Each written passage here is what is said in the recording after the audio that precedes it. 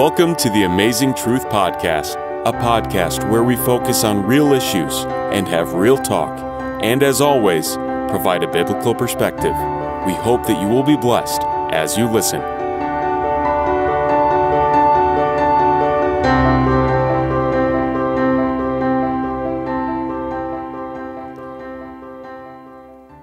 Welcome to the Truth Minute. Today we're reading from the book of Ecclesiastes chapter 3.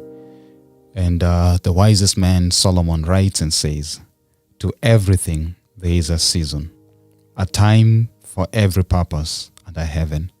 There is a time to be born and a time to die, a time to plant and a time to pluck what is planted, a time to kill and a time to heal, a time to break down and a time to build up, a time to weep and a time to laugh. There is time for everything."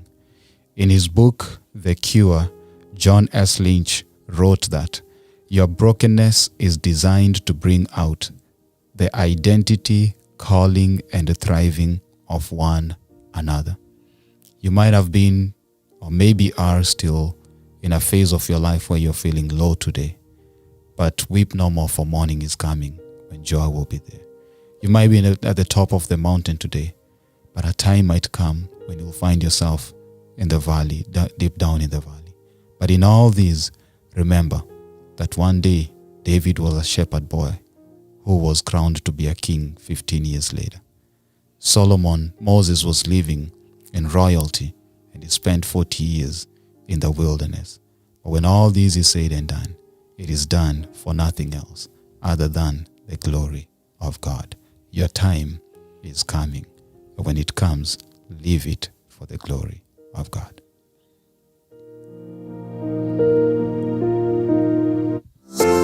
This is the Amazing Truth Podcast. The Amazing Truth Podcast. Listen to us on Spotify, Apple Podcast, Google Podcast, and Stitcher. Like us on Facebook at The Amazing Truth Podcast.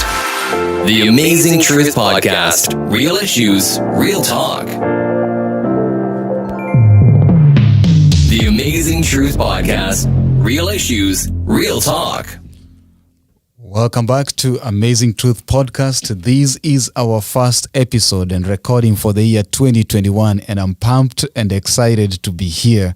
And what makes me even more excited is the fact that I'm here with two wonderful guests who are going to be speaking to us today. And I don't want to do what? I don't want to misrepresent them by introducing them in a way that is not right. So I'm going to give them the honors right now to just introduce themselves by the name that they like to go by, and then I will be taking you through today's podcast. Well, my name is Kenan. My name is Nancy. And we are part, you know me, I'm a part host of the Amazing Truth Podcast. And Nancy is my lovely wife. Amazing. I was trying to see if there is that. How do you introduce yourselves in moments like this? But for the listeners out there, today we are graced with the Obikoz. I hope that is okay. I don't want to butcher your introduction. The Obikoz in the house. That's right. And we are excited to have them here today. I mean, Kenan is used to doing what I'm doing today, but today he's on the other side. I tell you, it's hard to be on this side. It's hard to be on this side, right? Yeah. But get used to it. Yeah. Get used to it. But to the listeners, as usual, my name is Ezra, and I'm excited to have you guys here today. The Amazing Truth Podcast family is glad to have you, and thank you for the work that you do in this ministry of Amazing Truth Podcast. I just wanted to I don't want to take time, because today we are in for a treat. We're in for a good stories. You want to meet the Obikoz. Now, some of you spend time watching shows, and I don't know who you'll be watching, the Kardashians. Other people spend time there watching where are you going with that? Millie Jesus or whoever it is they watch, but it's an honor to have you guys here today. And we just want to hear your story and what God has done in your lives, and so I will not be taking much of your time. So tell us, when did you guys meet? How long have you been married, and what has that been like? Maybe let me ask Nancy, because Kenan, you always talk. Let me ask Nancy. Nancy, how long have you been married, and tell us a little bit about the Obikoz. Well, we met in the year 2009. got engaged in October 2010. Yeah. Actually, we met Thanksgiving 2009, got engaged October 2010, got married July 2011. Well, thank you so much for sharing. If I would have asked Kenan, probably would have remembered the years, not the dates alone. So I'm glad that he did ask you. And so you've been married. So going by the numbers, you've been 10 years now. 9 going 10. 9 going 10. 9 going 10. So you've been married for almost a decade now. Yeah. Congratulations. Thank Some you. people, they break up after year 1, but congratulations, and we pray that you guys will continue going strong. Marriage has been a happy journey, I want to believe, right? Yeah. Yes. Yes. But we've had lots of ups and downs. Marriage is not perfect. Some expectations that you have in marriage. And then once you're in it, that's when you realize that things are deep. Mm-hmm. So you come into marriage with some, you have a vision, you have a thing that you've always been envisioning, right? Kenan, how's marriage been for you? It's been good. It's not been perfect it's not been perfect, but it's good. It's been good. God has been gracious to us. I can say it's the reason why I say it's good is because we have each other, and we have 2 beautiful kids. We have kids that we have two children, a girl and a boy. Our oldest is 5 and our youngest is 3. So that's for me personally, that's been the highlight of or the culmination of that's the perfect union that God entails for us in a marriage. The kids that we see, if we see them running around, eating, growing, getting those milestones, I think that's been the biggest highlight for us. Thank you for redeeming yourself, Kenan. Because I was going to ask myself, you're just talking about yourselves.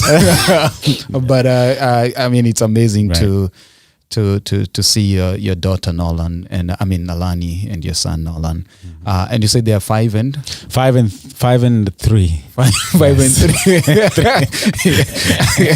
Thank you for confirming. 5 and 3. 5 and 3. All right. Definitely. So you guys said that there's been ups, there's been downs. By far, what are some of the moments that you say, okay, you've said the highs is just being together, having the kids and all that. So walk us through that journey. How has it been for you guys? What has been the lowest moment in your life? What does that look like? We've had numerous hundreds of low moments, and one thing before I even go to the one that was the lowest, I think in life, God takes you those high places, and you're there. You are hallowing in that presence of joy and happiness, and you're happy. When you're happy, you tend to forget things. And for us, I think when you are high in those high moments, we seldomly kept God close to us, and then God gets you through low moments. And I don't want to say He took us through these low moments so we can remember who He is. But I think I always tell my wife is that when God takes us through those low moments, it's because He knows that we can handle it. He knows that if He gives those tests, even yours, Ezra, the test, the low moments that God takes you through, He knows that you will go through them and you'll overcome them. So those for us, those are the lessons we take from our low moments. And I think among us, the low moments, the one that was our lowest was when we lost our child, our first child. That was and to be honest, Ezra, we've never shared this this story with anybody, let alone bring it up in a podcast. Yeah. So but I feel that when we were down in those low moments, we yearned to hear someone going through the same thing, and we never had anyone, And that to say that for us, when you're in a marriage in those 4 walls, it's hard for you to share what's going on inside. So let me. Sorry, I didn't want to cut you off because this is your story, and today I want to be an active listener. Yes. So you have to pray for me through this. The lowest moment is when you lost your child. And if I had you correctly saying, your first child, Our meaning first it's child. more than one, right? Yes. Yes. Go ahead. We had our first child. We lost him through a stillbirth at 29 weeks pregnant, and then we had 2 more miscarriages. So in your marriage of 10 years, you have had 3 miscarriages, Right. and today you have 2 lovely children. So total of 5 children that potentially you could have had. You're going to give and take whatever Right. God's plans are, right?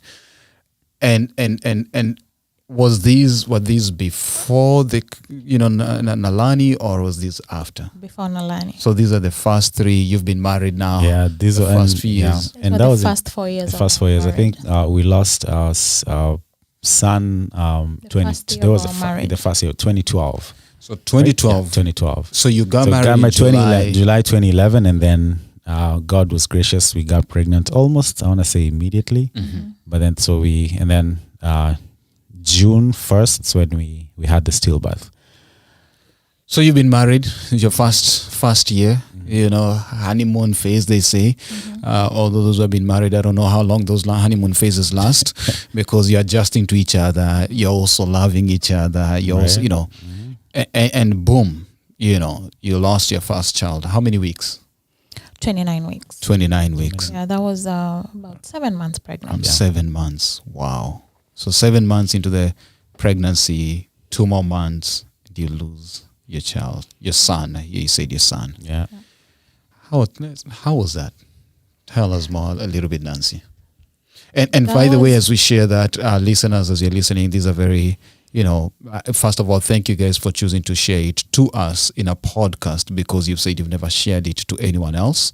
And this is Amazing Truth, where we try to be as real as possible, but at the same time, it's a place for healing. Yeah. And a place where we use it not for your own sake, but for the sake of God. So I'm going to turn back to Nancy. So walk us through that experience. So like Kenan said, we've not shared our story like with a multitude of people, but we've shared our story one-to-one. Like when people go through stuff, they've been approaching us, and we share our story, just to help encourage them. So that was like one of the most difficult moments of our marriage, because the pregnancy was not, I would say, it wasn't a hard pregnancy. I didn't have any symptoms that would have shown that I was a high risk pregnancy lady. Or there was nothing, like I wasn't bleeding, I wasn't in pain. Things were just going smoothly. And then one day I just woke up with an instinct that things were not okay, because my baby was not kicking. And I went to the clinic, and the lady did a Doppler ultrasound, and she said she could hear the heartbeat. She sent me back home. And when I reached back home, I used to work night shift at the time. So, and this was around 11 in the morning. And I was alone. Kenan used to work like 2 hours away. So he used to go like on a Sunday and come back on Friday, or Monday morning and come back on Friday. So I was alone at the clinic. So once the lady told me that she could hear the heartbeat, and that's all I wanted to know. So the next thing I did was, like, I was super tired because I had worked the night before. I decided to go home and rest so that I could wake up to go to work at night. So once I got home, the first thing I did was just go to sleep. But when I woke up, she had texted me and told me that she needs me to go to the ER. And I was like, why would she tell me that? Yet she had told me that everything is okay and she could feel the heartbeat of the baby. So that's when even the instinct kicked in more. But, having the kind of job I had at the time, I had to show up for my work. Otherwise, I was going to lose my job. So I went to work. But the first thing I did as soon as the shift was done was to ask a friend of ours to take me to the hospital, the main hospital, HCMC. So we drove there, and the nurse apparently had already contacted the hospital and told them I was going to be coming, so they were expecting me. So once I got there, the first thing the doctor did, I remember, was to do the ultrasound, because I told them I can't feel the kicks. So once she did the ultrasound, everything else is a blur after that. But I just remember seeing so many people in the room, because when she couldn't feel the heartbeat, she took me to another special room. And the next thing I remember seeing was like a lot of people. Sometimes I tend to feel like those were angels watching after me, because I can't even comprehend what was going on. All I remember is seeing so many people and looking at the screen and just seeing my baby, but it's just, like a still picture, not moving, like what I was used to seeing at the previous ultrasound. So I remember just looking at that picture and seeing all these people and kind of just wondering what was going on. And that's when they started asking me, who are you with? I told them I'm here with a friend. Actually, I think I told them I'm here with my brother. They called him in, and then he called Kenan and called our best man, and that's when they came. So Kenan, you are far away. Yeah, man. I remember that morning like it happened yesterday. I was in Moose Lake. I was working in Moose Lake. Where is that? That's in about 45 minutes from Duluth. So about 2.5 hour drive. Yeah, I did my groups that morning. I was doing group therapy. So I did my groups, and I think I went for a break, and then no. Someone called me. I think it was my boss who called me or something. So they called me and like they wanted, and I got the call, and then the friend who took Nancy to the hospital was on the phone, and they told me you need to come. And then I tried to talk to Nancy, and she couldn't talk. She was hysterical. So they told me. Yeah, I mean, they told me, you. So what's going on in your mind at this point as the husband? You're far away. Exactly. Your wife is going this. Exactly. You just said it right. I'm far away. I'm far away. I can't be there. I don't know what's going on, what state she's in. At that moment, I'm just saying, okay, I need to go. I need to be there. I was far. And when you're far as a man, we like to solve things. And this was a problem, but you're far away. And the news you've just heard is that you've lost someone, and you're thinking, my solve mode came into play. So I went and talked to my boss. I told him, you know what, I gotta go. I told him, I said, my wife, we just lost our baby, I gotta go. So it was a long drive. It was a long drive. Nancy, you're in the hospital, you're seeing these people. These are imaginary people. Or are they real people? And what are the To date, I still can't comprehend. I remember the doctor herself, and she was like the nicest doctor ever. And she kept comforting me, and she kept encouraging me. And she was a Christian, and she kept, telling me to believe that it's going to be okay. So, and I was clinging on to those words, even though I knew that I had just lost a part of me that I would never regain. So... And even the friend who was there too was a very good friend, and he really helped go through those moments and communicate with Kenan and our maid of honor and our best man. Izzy, let me paint a grim picture. We are saying you lost a baby, but the baby is still in you. You get that? You've lost someone. You've already started going through that process of mourning, but then you still have to give birth. That's why they call it stillbirth. Like you suddenly have to, all the future plans that you had for this baby, you have to put them on hold. Actually not on hold, like they all have to come to a stop. They all end, and you start planning something else. So the doctor started preparing me immediately, even before Kenan arrived, and she was like, we have 2 options. I think she gave me 3 options. She told me, we can do a C-section. You can have a normal birth. Like we can induce you so that you can have a normal birth. Or you can go home and wait for the body to reject the baby so that the process can start. And if the process starts, then you'll start having labor pains and then you can come back to the hospital. So she started preparing me, and I didn't want to hear none of it. Because first of all, I was like, let's wait for my husband. So while I was waiting, I think you showed up with Collins at the same time. Yeah, I think. I found him there. I called him. I told him I was coming. Then he came and met me. He came and met me at the door. Yeah. So I still remember to this day. You know when you drive on the highways and there's these posters. How many miles to go? No. There's a child's. Yeah, I think they. Yeah, they know how many weeks. Abortion. Exactly. Yes. So they try to. So it says, I'm an embryo. My heartbeat started. So, and for some reason, man, I started noticing those things, those banners, and it was hard. To this day, they traumatize me. So, like you're driving there and you don't know what to expect.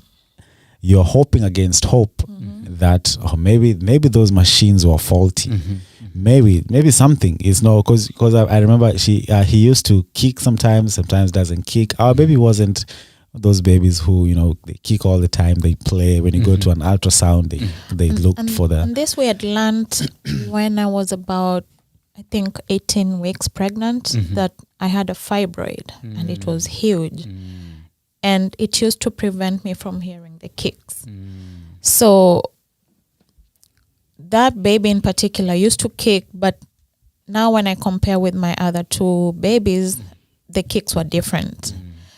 And the position of the fibroid, they were saying it was in the uterus lining. So it was kind of blocking the kicks, like I couldn't hear the kicks. So we were hoping against all hope that this was a lie. But the doctor was quick to tell me that, no, this is what is going on. Like, not to let me. They are trained to tell you that false hope. Yeah, I think that's one good part of the training. Also, me being in healthcare, we are told that tell the patient the truth, the facts, and the fact was we were not coming back from this. So man, this is heavy. This is heavy, guys. My mind is going through a lot of things right now. One is you still have to go through labor. You still have to deal with that. Number two is that maybe you could have saved the child if it were not for the nurse before and come home. Yeah, so that's a whole topic in itself. Other topic on itself, because later, after the whole thing, after the birth and all that, I had some hospital staff asking me if I want to sue the nurse. 2 or 3 months later, they were still asking me if I want to pursue that, but we chose not to. So what happens now? What options did you choose now? Because you still have to go through labor. What was that like? So I waited for Kenan to get to the hospital. We, with our friends who were there, we prayed for I believe it was about for the next 3 to 4 hours before we decided what to do. We prayed. We were singing. We were just hoping against all hope that we would feel something. So the whole ordeal started in the morning, as early as, I think I used to leave work at 6, so as early as 7. And Kenan got there at around 1. So for the next 5-6 hours, we were still just praying and just hoping and just absorbing everything that was going on, just taking everything in. And by I think 6 or 7 p.m., that's when we were let's just make a decision and move forward with it. So the option we chose was to induce labor. So they injected her with some medication, and then they induced labor. And the whole process had to go through the process of hard. You're going through a process of birth for a child that you know is already dead. Pretty much, and we're doing that so she doesn't die too. That the mother doesn't die if the baby stays in longer. So we're going through the motions. We are waiting for the water to break, all that stuff, the cramps and the contractions and the dilation and all those things, and it eventually it happened, and the baby was given birth to. The following day. We started the process about midnight on a Friday going into Saturday. And then the baby was born the following day around 1 p.m. Yeah. Wow, this is in context of timing. We're talking about married in July. This is in June. We're talking about the first year of marriage.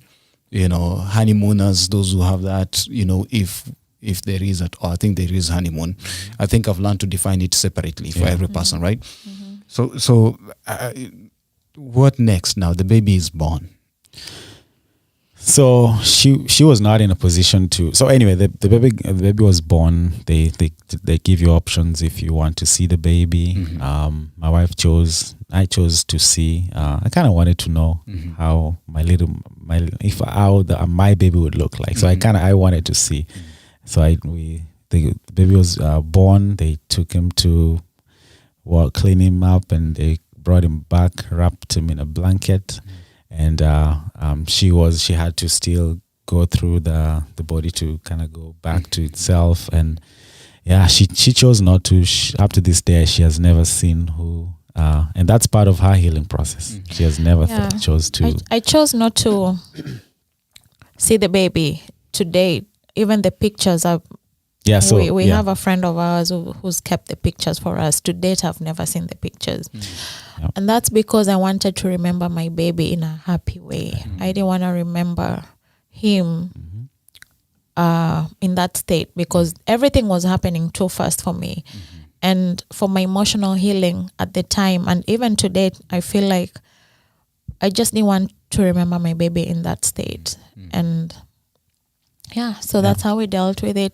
And for me, I had to see my baby. I had to see for my healing. I had to see. If I didn't see, then I don't think it would have been. And it's very interesting to hear both of your parents, but the coping or the healing process is very totally different. And how do you accommodate each other in those specific minds? I think that what's interesting is currently I'm ready to see the pictures, but he's not. Really? I don't want to relieve. So anyway, let me tell you. So in the hospital, when they happen, they take pictures of the baby, or they take like a normal photo shoot. Take pictures with the baby. They dress them nicely, and at the hospital they try to. The social workers there. Shout out to social workers. I know you're one of them, so you have to shout yourself out. She. I still remember this. She was tall. Yeah, she was very nice. She made it nice. She dressed the baby up, took photos, footprints, and then there's a little poem, a really nice poem. I was trying to remember the words, but I can't remember. There was really touching words. And at that moment, Ezra, things don't make sense. You don't internalize things, but these are things that to this day I remember. I remember those words, and they really comforted me. And I think this is God who is with you in that room. So they did the photo shoots, and then they give you time to mourn. So the baby was in a different room. So they kept the baby in a different room, kind of like lying in state. So my mom. That's because I didn't want to see the baby. Yeah, otherwise he would have been in the room. He would have been in our room. Yeah, so it was a different room. They were courteous enough to block a whole room for us, and so they did. Friends that came, they were able to see. Oh, my poor mom, man! My mom was here, and she was at home, man. Breaking the news to her was like the hardest thing. An African mom, and you know how they mourn. It was hard, man. That was sitting on the floor, like literally, like. Screaming, that was just lying down on the floor was so hard. That was difficult. But anyway, so he stayed there for a long time, about 5 hours, for a long time, and then eventually we said, you know what, and man, they have to ask you, you're the man, right? Next of kin, they ask you, now, are you ready? Like, ready, man. I kind of want. Are you ready? We have to. Yeah, so you say, I have to, man. I don't wish that to any parent, whoever. I don't wish, even to my worst enemy. No. I don't wish that to them. You never should see your child lying there and you're helpless. It's difficult. Wow. Hey, listeners, there you have it. It is indeed a story to tell. We're going to take a break, and then when we come back, we'll pick it up from there. As stay put, stay tuned. Don't try to step away because it's about to go to the next level. This is the Amazing Truth Podcast. The Amazing Truth Podcast. Listen to us on Spotify, Apple Podcast, Google Podcast, and Stitcher. Like us on Facebook at The Amazing Truth Podcast. The Amazing Truth Podcast. Real issues, real talk.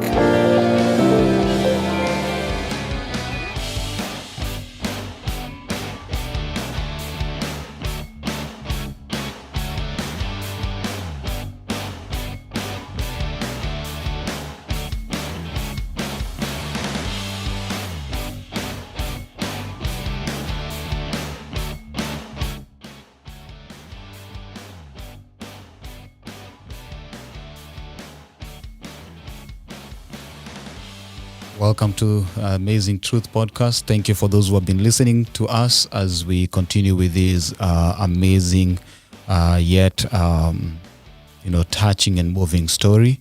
We want to let you know that we will be doing these for the month of January. Please plan to tune in as we hear amazing stories from amazing people and how far they've walked in their journey.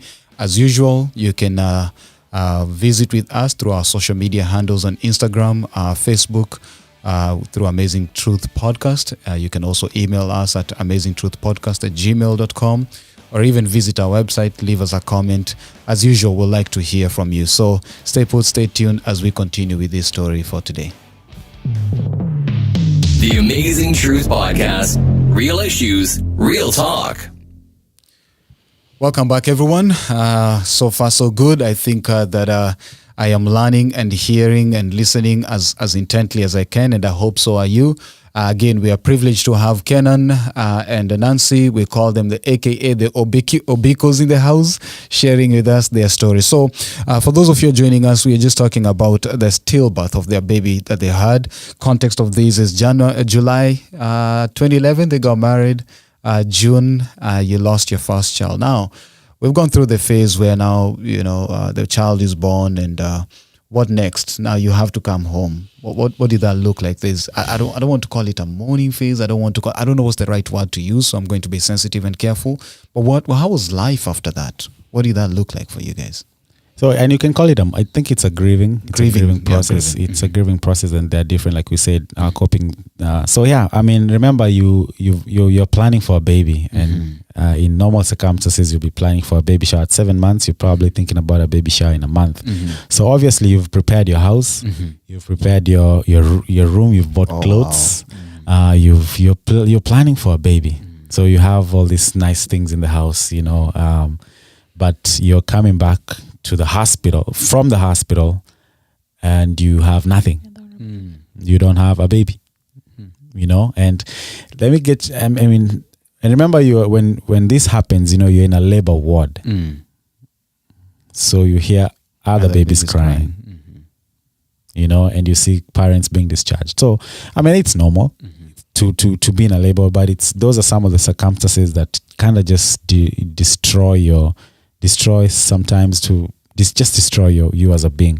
Yeah, so we came home, and it was again, it's just difficult coming back. You look at the clothes that you've been shopping, the diapers and all that stuff. So yeah, it was difficult to have a baby bump one day and come back home the following day without a bump and without a baby. And breast engorged, the body doesn't know that you don't have a baby to breastfeed. But so the body is going through the whole process, and it's harder because there's no baby to suck the milk. So I think on day 1 or 2, I even had to go back to the clinic. Yeah, because the body was producing milk. Yeah, we need to feed a baby. So, and it was bad. So Kenan had to do like a whole regimen, cold cabbage and other stuff to help the milk go away. So the hospital recommended just like putting cold cabbage around the breast. I think every 1 hour. I don't remember, but he was really helpful when it comes to that, because for me, most of the time I was very emotional. Like I couldn't even, the pain actually that comes with the breast being engorged was so bad that I just couldn't even do it. So Kenan was very helpful when it comes to that. But then remember, there's also visitors coming to check on us, and we have to excuse ourselves, like, hey, you know, so go to our room, and then he can, you know, help me so that put the cabbage around the breast, like cold cabbage leaves. Frozen cabbage. Like frozen. Yeah. And for sure it did help. Within a couple of maybe 2 or 3 weeks it disappeared. But then things like the body doesn't know that there's no baby, so your appetite is up there because your body is also producing milk. So I was also eating a lot because the body thinks that I'm producing milk for the baby. Yeah, so there was a lot of things going on that were emotionally very heavy, I would say. And Ezi, to speak to men, you know, at this time, again, like I said, you're in solving mode, and you feel your whole business is for her, and your energy goes there. Sometimes you even forget to grieve. You know, there's times I forgot to grieve, and I'm not complaining, but you have to. So I'm just speaking to the men. So if I was lucky enough to go through that process, and I was able to kind of manage it as to the best as I could. But I'm just feeling out to the men who go through the same thing, and they don't know how to cope. Their energy goes to the wife, you know, and so it's hard to manage. So and not to forget that my mother-in-law, Kenan's mom, was around, so we also had to keep checking on her because she was going through a hard time as well. Wow. This is. Are you okay, Ezra? This is. I am.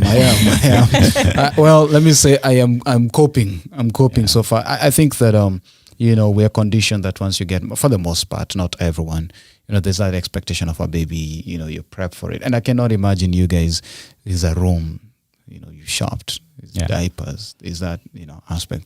So now, earlier on, you mentioned that your first baby, so this is your first baby, right? Yeah.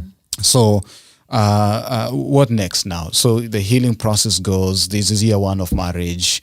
And I think you might have mentioned you had 3 total miscarriages within the first 4 years. Yeah. So 1 stillbirth, 2 miscarriages. 2 miscarriages. Right? Yeah.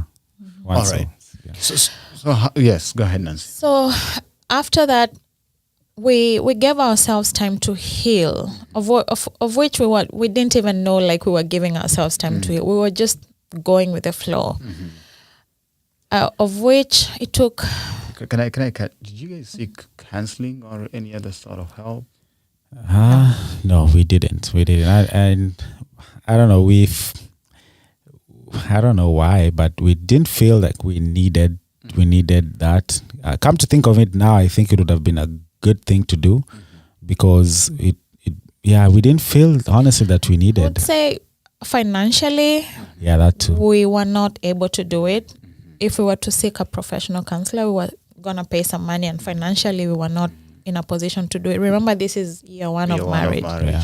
We are still coming from a wedding. Maybe we're still paying debt from the wedding. Of course. So, man, those of you who are planning to get married out there, guys, come for advice, class 101.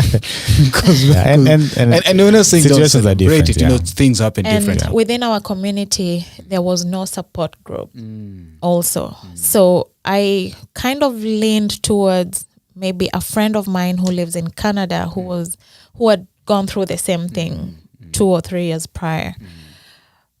I would say that was my support. Otherwise, there was Grace. Is it Grace Foundation? Yeah, the Grace Foundations. Yeah, and the mother of the friend who took us to the hospital kind of shared her story too with us, and that kind of helped us to. And so what I'm hearing is that there are many people who probably go something similar, but they don't share their stories. Yeah. So you don't get to know who to talk to in moments like this. For you, Nancy, it had to be a friend in Canada who had gone through that. Yes. And so now you are able to feed off their experience and encouragement. And again, as the reason why, I don't know if they offered us, if we were offered counseling. I can't remember if we were. I don't think we were. Another thing why it's rightly said that we reaching out to someone, and that's the reason why we were sharing this, is because when we were in it, I don't think if I said it, but when we were in it, we looked for someone that who had gone through the same thing. I think it would have been lighter, which it did when we found someone who actually had gone through it. And that again is for where the community we belong to. It really isn't talked much about. And I know for a fact that there's families who are going through this, have gone through it, and their one way of coping is different. So for us, if we had found someone who had gone through it, shared that story that it's normal, it's okay, this is what happens, I think it would have been a little bit easier. It would have been a little bit easier. So now, Nancy, I caught you before. You were talking about you wanted to give yourselves time. After the first baby, the grieving process and the healing process, your body has to heal. So take us from there. How does that journey continue? Yeah, and that's why we actually chose to go through the induction so that I can go through a normal birth, because we thought that would be the quickest way to heal before we could start trying to have another baby. Because if I had had a C-section, it means I would have waited, I think, 2 years before we would have started. So... Oh, really? Yeah. Is that the case? Yes. Oh, wow. Okay. So, we gave ourselves a couple of months, and then we started following up with a team of doctors to see what really happened. And they did numerous tests. Everything was normal. Blood pressure. They did. Was this at HCMC. Was this before the miscarriages? After. So yeah, we had 2 miscarriages after that. Before. No, I'm talking about after the stillbirth. After the stillbirth, correct. Yeah. See, I'm not a good storyteller. Right? That's why Nancy's here. That's why check information. So at this point, we were still going to HCMC, and I remember doing a balloon test to inflate my uterus to see what's really going on, and they couldn't find anything. Of course, there was that fibroid that was in question, but they kept saying the position of the fibroid would not affect anything. So then we asked, then why did we lose our baby? And they couldn't pinpoint it to anything. Oh, yeah. Because they did autopsy on the baby, they couldn't pinpoint it to anything. Yes. So before you continue, so the reasons we're looking for is maybe, and the reason we wanted a regular birth is so we can see if the umbilical cord, that situation, if you could see if the water, if there's any genetic material that was affecting it. Yeah. Another thing too, that we kind of expected answers. We wanted an answer to know why, so we can at least that will help us heal. But to this day, up until that time, we didn't have any answers at all. They tell everything looks normal. We didn't find anything abnormal about it. It happens. It happens. Yeah, they tell you it happens. Yeah, it happens. Let me ask a question. So support system is in community. You guys are people of faith.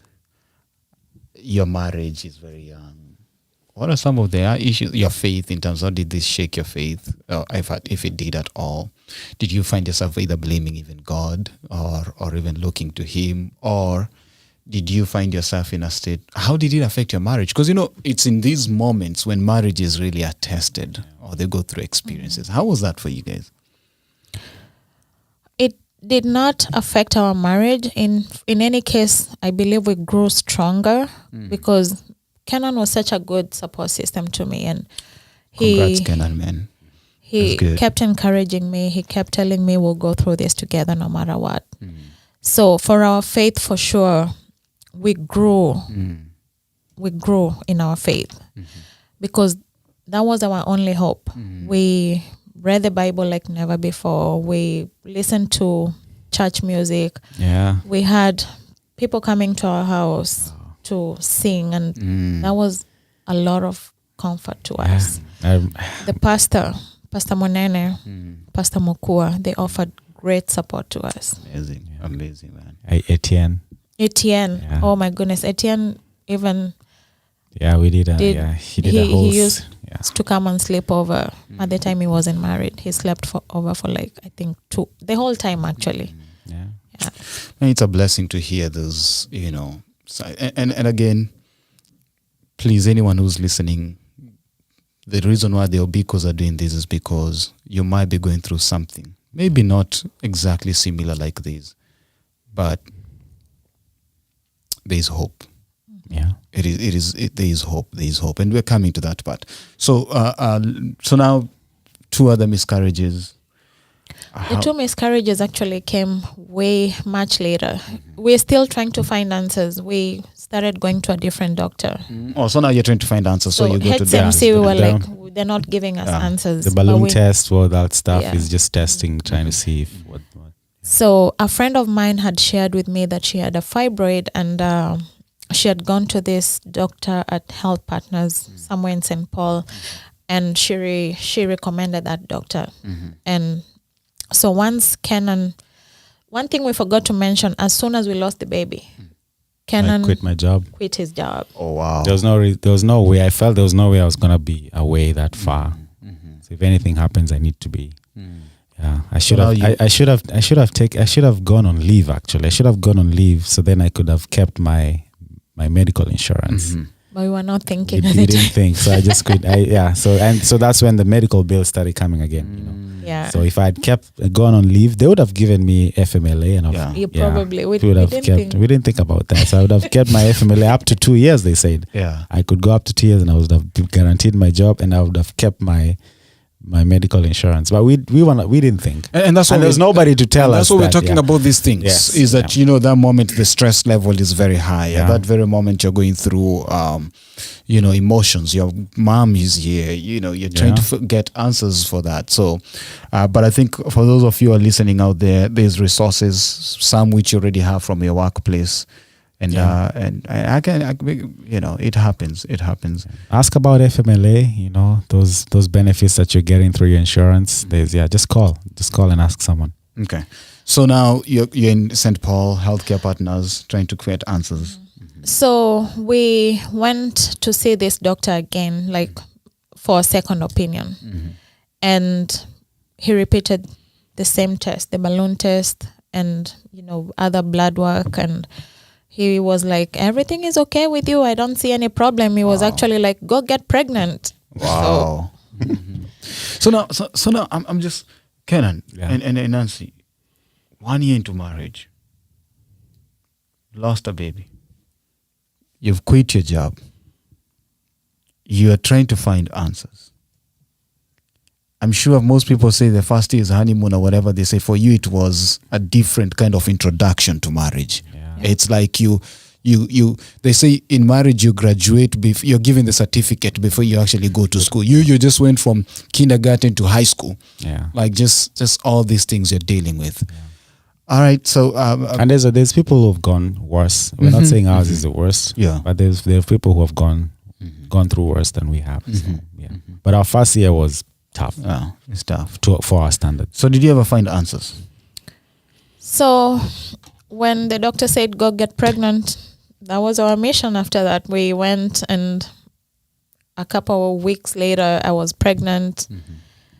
But once I found out I was pregnant, I think a couple days after that, on week 6 or 5, I was at work and I went to use the bathroom, and I don't know, once I was done using the bathroom, I noticed that I had a smear of blood, and I was like, no. I was just asking God, like, what is all this? I called Kenan immediately. Kenan told me, meet me at home. So I had to go and tell my supervisor at work, I'm leaving. And I didn't even tell him anything. I was just, like, I just need this moment for myself. So I went home. Kenan, I think he was playing soccer. He stopped and met me at home. And we are home. We don't know what to do. And as time keeps passing, the bleeding keeps increasing. And we called a friend of ours, and she advised that we go to our nearest hospital because I could be losing the baby. Because this was new to me. This kind of miscarriage was new to me. So I went to Maple Grove Hospital, and I think the doctor at the urgent care was not trained to handle such kind of issues. And he was just like, I think you're having a blighted ovum, something like that. And we were like, what's that? He said it's a form of miscarriage, just like that. And that was so devastating. So we went home, and I mean, we are all in our feelings. No one is there to comfort the other because we're like, second time, like, what's going on? So it's about 5-6 weeks into 6 weeks. 6 weeks into the pregnancy. So it happened that, Kenan was very supportive again, and the whole time he just kept reminding me, we're in this together, no matter what, we'll come out strong. So it so happened that, time just flew by, and my next cycle, I became pregnant again. So I never even got to see my period. And of course we were happy, hoping for the best. And week 5, we lost the baby. Oh, wow. But this was our hardest because we were like, the doctors have done all the tests possible. They've run all the blood work. The doctor we were seeing at the time was at Fairview Hospital in Bass Lake. She's saying that everything is okay. And at that point, I remember sitting, like after we lost the third baby, sitting at the parking lot of that hospital. I was so depressed, sitting at that parking lot and just crying, wondering what's going on. And that doctor was really helpful, and she was like, I don't know what to do with you guys. I've never seen when you're a support person to someone, she was helpless. She was helpless. She didn't know. She didn't know what to do to us. So and then for us, and then so she said, try this. She referred us to specialist, to maternal fetal clinic at North Memorial, and then we met a certain young doctor who at the time was also working at the U of M, Fairview U of M. So that's how our healing process, or rather we started getting answers from there now. So he went to the U, they had a special they had a specialty department for women's health and reproductive. So we started seeing these doctors. We told them our story. They read about us. They had every detail, and looked like there's something they had. And I might be telling the story very, very wrong, but yeah. So so they said, they were very calm. They're reassuring. So they said, we're gonna try this. So they tried this and that, and then they looked at the fibroid, and they said, they referred us for surgery, right? Yeah, so the doctor we were referred to, he was a very old doctor, very old. One thing I liked about him, he used to do all the tests by himself. He doesn't send you to the radiologist or to a certain, department for the blood work. He used to do everything by himself. So he has the answers there. When he's done, he just sits there with you and tells you everything. And I think it was after the first appointment that he was like, we just have to get this thing removed. And that's when I had to. He said you have one big one and little small ones. The fibroids. Fibroids. Okay. So, and where they are, he said where they are, they might not be the cause, but given the history, it's good to take care of them. So then we had surgery, and I think that's where our journey started coming up together. I think this is a good time for me to transition and say that this is real.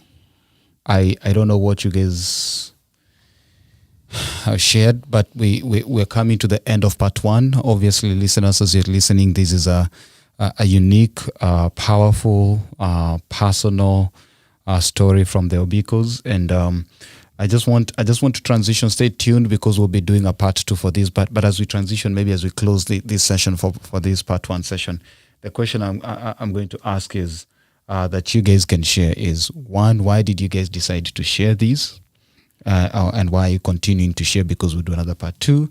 And then the other question that I want to ask is, what are some of the if you can summarize how's your notion about child rearing, conceiving, changed? So if you can just summarize those 2, and then we'll wind up as we transition to the next. We'll have part 2 next week. All right, so I'll probably tackle why we chose to share our story, and then Nancy will do the second question, or we can. Yeah. So the reason we're sharing this is because when we were going through our own story, we kind of looked for we wanted to know if there's someone who's going through the same thing. Are we in this alone? And it has been hard for us to share with anybody, and I think listening to and friends talking to friends and families who have gone through it. Now, when we started sharing, I think it helped them and it helped us. At that point where you're really down and you're struggling and you want hope, you want answers, you sometimes you don't even need those answers. You just want to know that, yeah, this is okay, this is normal, it happens, and I will go through it. And listening from people who went through it and have had children who have grown and graduated, and that gave us hope. So we wanted to share this so that we can open up that forum and even start conversation about support groups here in Minnesota, here in the US, that can help families, young couples, whoever that have gone through stillbirths, miscarriages, and I like what the waiting wombs they say it's it's a waiting womb. It's not shut, it's waiting. It's a womb in waiting. So that's why we wanted to share our story. Powerful. And for the listeners who are listening, if you have a story that relates and you have a comment of encouragement, or even just want to highlight and say, maybe you've gone through it, please remember to hit us up in our handles in social media, Amazing Truth Podcast. You can email us at amazingtruthpodcast@gmail.com, or even our website. We'd like to hear these stories because I'm sure the Obikoz are not the only ones who have been in this journey. And there is someone who's going through this journey, and this can be the support system for you. Yeah. And so thank you guys for being willing and open to share that. Notions, I think you tackled that you say the preconceived notion. It's not a shut womb. It's... Yeah. And I always thought, and Nancy will talk more, but I always thought that when you get into marriage, you start getting kids. And it's rose, you go. Yeah, but I think God was trying to tell me that, no, it's not. And you have to go through this. So I think the notions of marriage is this and kids are this. You see people with kids carrying them, you think everything is good. No, it's not. People are going through that a lot. Yeah. What is your parting shot, Nancy, for this part 1? My parting shot is, through the whole ordeal, even to date, I quickly learned that I cannot do God's legwork for him. All he wants me to do is to trust and believe, not to try and understand what he's doing. He knows where I am. He knows what he's doing. All I have to do is pray, trust, and believe that it's going to be okay. There you have it, listeners. The Obikoz in the house, bringing to us their story. Again, as you're listening, make sure that you share the story. Let someone to hear this story who could be going through something. And I just want to thank you all sincerely for choosing to be here with us. This is the end of part 1. The Obikoz will be with us again next week, sharing with us their part 2. Again, thank you for joining us. This is the Amazing Truth Podcast. Thank you for listening to this episode of the Amazing Truth Podcast. We hope you were blessed as you listened. Don't forget to share, like, and subscribe.